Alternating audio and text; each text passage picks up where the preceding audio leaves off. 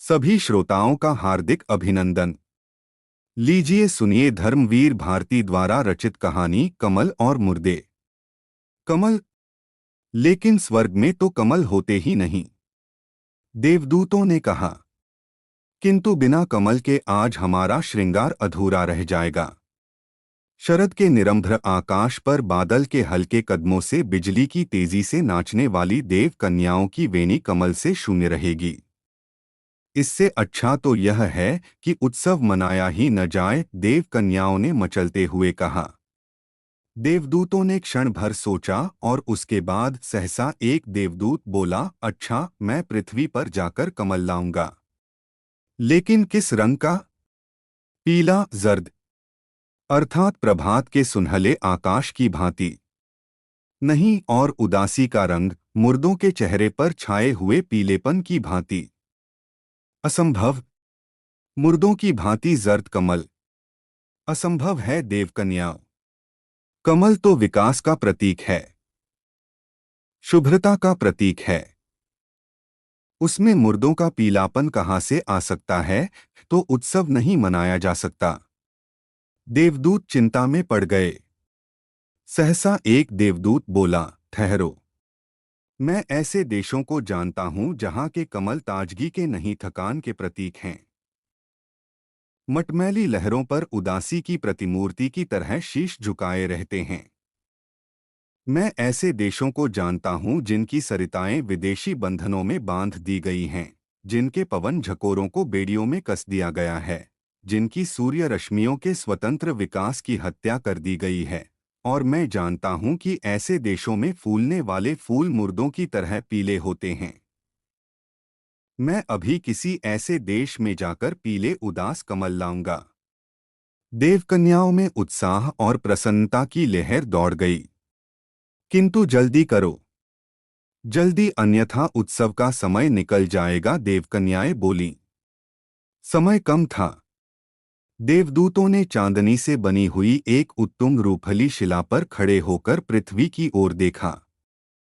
सफेद वस्त्र पर काले धब्बों की भांति वसुंधरा पर गुलाम देश बिखरे हुए थे, किंतु वे सब स्वर्ग से दूर थे, बहुत दूर। वहां तक जाकर कमल लाने का समय नहीं था। देवदूतों ने दृष्टि घुमाई। पूरब में एक गुलाम देश था, जो गुलाम होते हुए भी स्वर्ग से बहुत समीप था।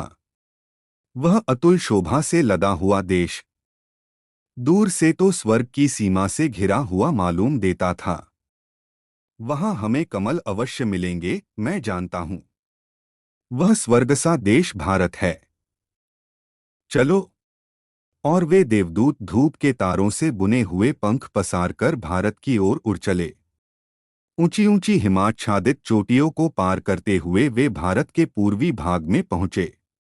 उन्होंने नीचे देखा, हरियाली से लदी हुई घाटियां जिन्हें बादल अपने पंख फैलाकर धूप से बचाते हैं।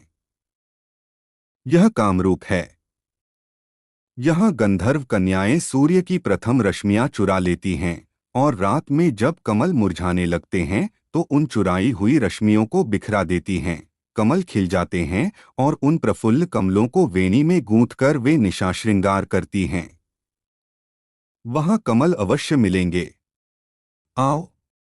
दोनों देवदूत नीचे भारत भूमि पर उतर पड़े, मगर वहां कहीं कमल का नाम निशान नहीं था।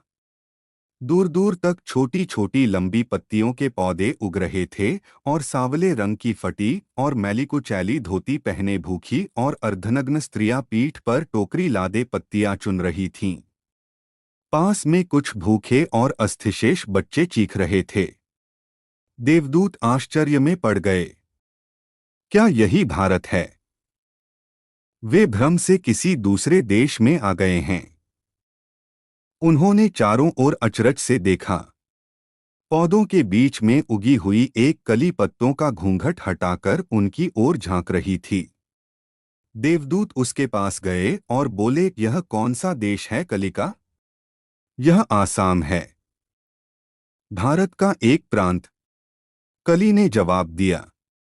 उसके स्वर में एक अजबसी कापती हुई उदासी थी।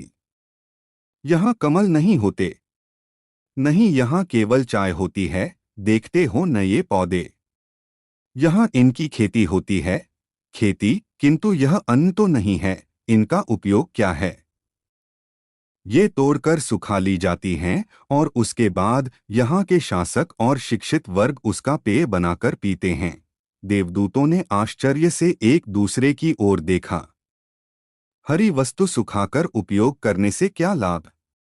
उन्होंने पूछा। कली एक फीकी सी मुस्कान के साथ बोली, देवदूतों, इस देश में प्रत्येक हरी और अंकुरित होती हुई शक्ति को तोड़कर सुखाकर यहाँ के शासक उसे काम में लाते हैं। समझे? देवदूत चुप हो गए। अच्छा, यहाँ गंधर्व कन्याएं नहीं होती हैं? शायद उनसे कमल का पता चल सके।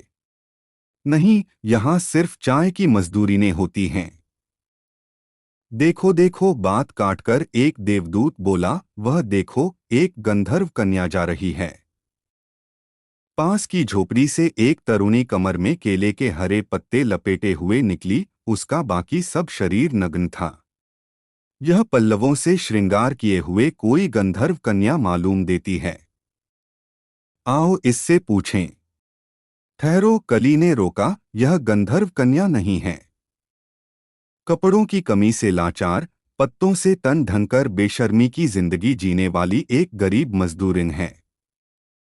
इसे गंधर्व कन्या कहकर इसका अपमान मत करो। आश्चर्य है, इस निर्धनता में भी ये लोग इतने कलाप्रिय हैं। कलाप्रिय? कली क्रोध से कांप गई। यह कलाप्रियता नहीं, लाचारी है। इस गुलामी में किसी तरह बेशर्मी से जीने का एक बहाना है। गुलाम देश में कला एक भयानक बेबसी का नाम है। सहसा कली चुप हो गई। हवा का एक झोंका पुलिस दल की तेजी से लहराता हुआ आ रहा था। राजद्रोह फैलाती है कमबख्त। ठहर, हवा का झोंका बोला और अपने तेज प्रहारों से कली की पंखुड़ी पंखुड़ी बिखराकर गर्व से इठलाता हुआ चला गया। वह गुलाम धरती से उगी हुई कली फूलने के पहले ही नष्ट कर दी गई। कली के इस असामयिक अवसान को देखकर देवदूतों का मन भारी हो गया और वे आगे उड़ चले। आगे चलने पर उन्हें विस्तृत समतल मैदान दीख पड़े जहां धान के हरे खेत लहलहा रहे थे और उनमें नदियां ऐसी मालूम दे रही थीं जैसे नीले आकाश पर टूटते हुए तारों की ज्योति रेखाएं। यह तो बंग देश मालूम होता है। हाँ, यह कविता प्रधान देश है। यहाँ कवियों के गीत लहरों में घुलकर कमल में पराग की तरह महक उठते हैं। यहाँ नदियों के आसपास नम भूमि में कमल खूब मिलते हैं और दोनों देवदूत भूमि पर उतर पड़े। दूर पर एक नदी के किनारे दूर तक चांदनी की तरह सफेदी लहरा रही थी। वह देखो, वहाँ हजारों कमल लहरा रहे हैं। देवदूत वहाँ चले। पास आकर उन्होंने देखा कि वे भ्रम में थे। नदी के किनारे कमल नहीं वरन सफेद कफन से ढके हुए सैकड़ों मुर्दे जलाने के लिए रखे थे। नदी का पानी गंदी राख, अधजली लकड़ियां और टूटी हड्डियों से ढका हुआ था। एक एक चिता पर 3-3 और 4-4 लाशें एक साथ जलाई जा रही थीं। देवदूत भयमिश्रित आश्चर्य से चीख पड़े। क्यों? चीख क्यों पड़े देवदूत? राख से सनी हुई एक लहर ने पूछा। हम यहाँ कमल की खोज में आए थे और हमें मिले कफन से ढके हुए मुर्दे। लहर हंस पड़ी। उसकी हंसी चिता के शोलों की तरह भभक उठी। इसमें अचरज क्या है देवदूत? पराधीन देशों में सौंदर्य खोजने वाले कलाकारों को अक्सर बाहरी सौंदर्य के आवरण में ढके हुए मुर्दे ही मिलते हैं।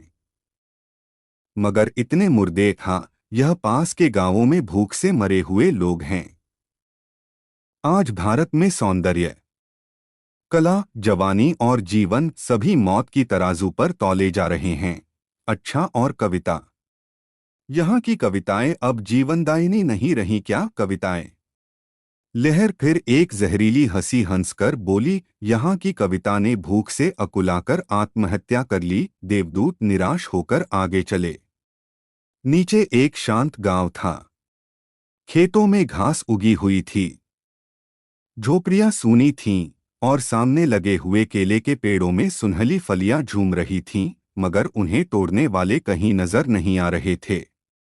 सारे गांव पर एक अजब सन्नाटा छाया हुआ था। हरियाली से घिरा हुआ एक तालाब हरे चौखटे में जड़े हुए आईने की भांति शोभित था। शायद उस तालाब में हमें कमल मिल जाए। देवदूत उतर पड़े। वहां एक भयानक दुर्गंध फैल रही थी। वह तालाब लाशों से पटा पड़ा था। क्या यहाँ कमल नहीं मिलते? देवदूतों ने पास में उगे हुए एक बांस के पेड़ से पूछा। कमल, हाँ, एक दिन था जब स्वतंत्र आकाश से बरसती हुई स्वर्णरश्मियां लहरों को चूमकर बंगाल के तालाबों में कमल खिलाती थीं। मगर आज पूरब की परतंत्र घाटियों से उगने वाले सूरज की कलंकित किरणें बंगाल के तालाबों में मुर्दे खिलाती हैं। आज धूप में जीवन रस के स्थान पर अकाल की विभीषिका बरसती है देवदूत। और बांस की पत्तियों से ओस के आंसू झर पड़े। सांझ हो चली थी। सांझ के झुटपुटे में एकाएक तालाब की लहरों पर कमलों की भांति बहुत से पीले और उदास प्रकाशपुंज खिल गए। मालूम होता था जैसे वह ज्योति के बने हुए कमल हों। यह क्या है? देवदूतों ने आशा और भय से पूछा। बांस के पेड़ ने सिहरकर जवाब दिया, ये उन लाशों की भूखी और अतृप्त आत्माएं हैं। सांझ होते ही ये अन्न की तलाश में निकल पड़ती हैं। मौत भी इनकी भूख नहीं बुझा सकी है। बहुत ठीक। कमल मिलना तो कठिन है, चलो इन्हीं को स्वर्ग ले चलें। यह श्रृंगार के अच्छे उपकरण होंगे। लेकिन मनुष्य की भूखी आत्माओं से उत्सव का श्रृंगार, यह तो पैशाचिकता है। पागल हो गए हो क्या? हम लोगों का वर्ण हिम की भांति श्वेत है न? और गोरी जातियों का काली जातियों की आत्माओं से खेलने का पूरा अधिकार है। देवदूत ने जवाब दिया और उन्होंने वे आत्माएं बटोरी और स्वर्ग की ओर उड़ चले। देवकन्याएं अधीरता से प्रतीक्षा कर रही थीं। उन्हें देखते ही प्रसन्नता से उछल पड़ी। इस नवीन उपकरण से उन्होंने केश श्रृंगार किया। लेकिन वे भूखी आत्माएं क्रांत और मलिन होकर बुझ गईं। उत्सव रुक गया। देवदूत फिर पृथ्वी की ओर उड़ चले। लेकिन सुनो, देवकन्याएं बोलीं, अगर यह आत्माएं इतनी जल्दी बुझती रहेंगी तो इतनी आत्माएं कहाँ से आवेंगी कि हम उनसे रोज श्रृंगार करें? इसकी कोई चिंता नहीं। जब तक भारत विदेशियों के बंधन में है तब तक वहां मुर्दों और भूखी आत्माओं की कमी नहीं। वहां रोज लोग मक्खियों की तरह मरते रहते हैं। लेकिन संभव है भारत स्वतंत्र हो जाए तो? तुम लोग तो विचित्र बातें करती हो। तुम निश्चिंत होकर श्रृंगार करो। अगर वहां के लोग ऐसे चुपचाप भूखों मरते गए तो अभी युगों तक भारत के स्वतंत्र होने की कोई आशा नहीं। देव कन्याओं में एक व्यंग की हंसी गूंज गई। देवदूत भारत की ओर चल पड़े।